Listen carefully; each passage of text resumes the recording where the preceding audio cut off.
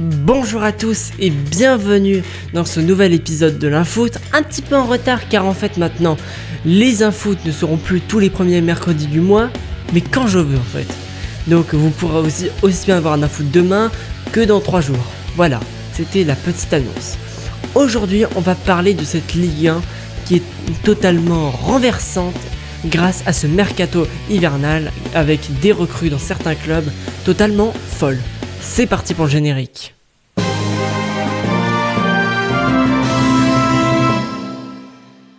Déjà, il faut parler, bien évidemment, du Paris Saint-Germain, PSG, qui a fait une très belle performance au mercato, avec l'achat de Gvicha Kvaratskhelia. Vous n'imaginez pas combien de temps j'ai mis pour essayer de à peu près bien prononcer son nom. Et aussi, bien sûr, le prêt de Randal Kolo Muani, qui donc était devenu un frein pour ce PSG. Le PSG qui fait donc une excellente recrue, qui va totalement dynamiser son attaque, en plus déjà d'un milieu de terrain magnifique conduit par des joueurs comme Vitinha et surtout Joao Neves, excellente recrue du mercato d'été, mais après aussi Ousmane Dembélé qui est entré dans une nouvelle dimension, et c'est le meilleur buteur de la Ligue 1, je crois qu'il est à 15 buts. C'est énorme, il est à son prime dans toute sa carrière, même quand il joue au Barça ou à Dortmund, il n'a jamais eu un tel niveau et un tel nombre de buts marqués, c'est quand même énorme ce qu'il fait, il faut vraiment lui dire bravo, c'est fou. Et justement, je me dis que puisque il est tellement fort en club, peut-être que ça pourrait être bénéfique pour l'équipe de France. Je l'espère et je le souhaite bien évidemment. Après, donc, le PSG est en tête, mais aussi peut faire beaucoup en Ligue des Champions, notamment avec contre Brest, donc là pour les barrages. Maintenant, parlons un petit peu de l'OM.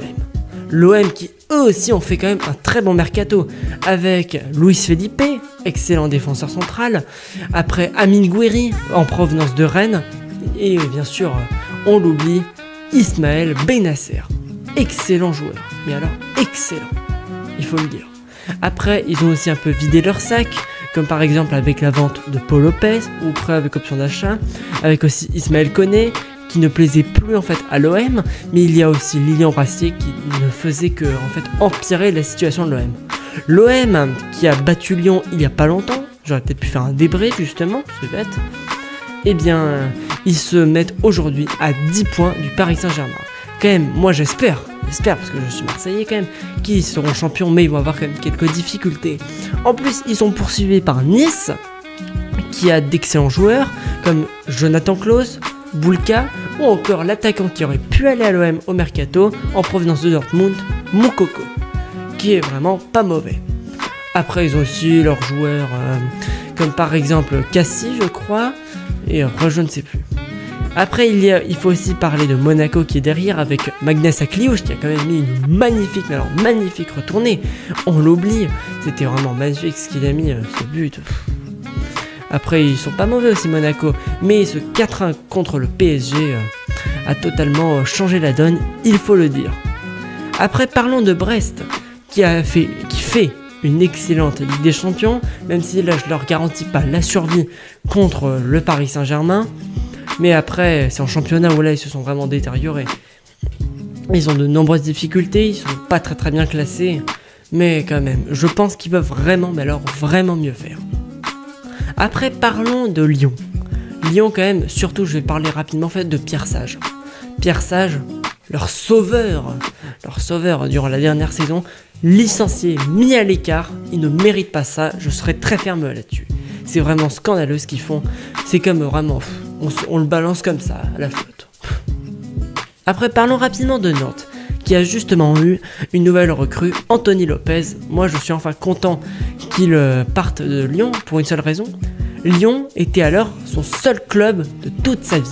C'est quand même fou ça, un excellent gardien qui aurait pu aller dans d'autres clubs. Non mais vraiment, c'est quand même fou. Et je finirai cette vidéo en parlant de Rennes. Rennes, mais qu'est-ce qu'ils nous font? Le bouseux, c'est sûr, il est pas content. Mais Rennes, ils ont d'excellents joueurs, et pourtant, ils pataugent. Ils ont les joueurs pour. Mandanda, ils avaient aussi Kalimundo, à moins qu'il soit parti, je ne sais plus, pardon. Mais vraiment, ils avaient... Et pourtant, ils sont dans le top 18. Rendez-vous compte. Même Montpellier, dont j'aurais peut-être pu parler, mais je pense que je leur consacrerai un foot rien que pour eux.